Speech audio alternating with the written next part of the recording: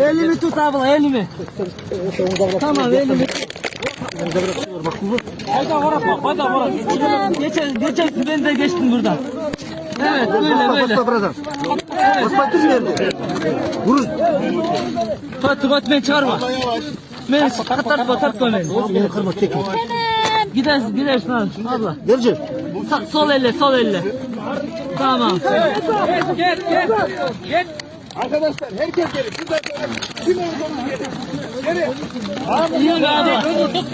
Hiç istemez. Olmaz. Al arkadaş. Özgür Tosman mazakta var. Hiç değil mi? Allah!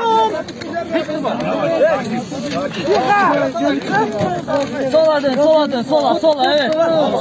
Sola. Kolun çocuğuna çay var. Kırmızı. Yıka. Hoppa. Bu taraf ver. Bismillah.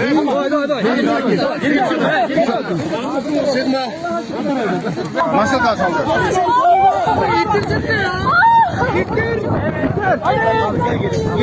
Gel. Abi boyunluk.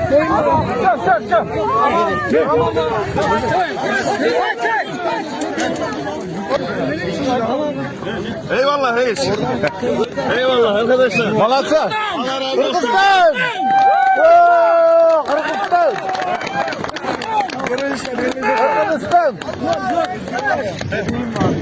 Kayseri itfaiye. Bugün 13 fevralda ушул Хайрулло махалласына объектисине келип биздин куткарчылар 3-чү нукмада куткарчылар ушул жерде куралдарын издөө иш чараларын жүргүзгөндө 14:45-те Хатижа Ахар аттуу 38 жаштагы айымды түрү куткарышкан.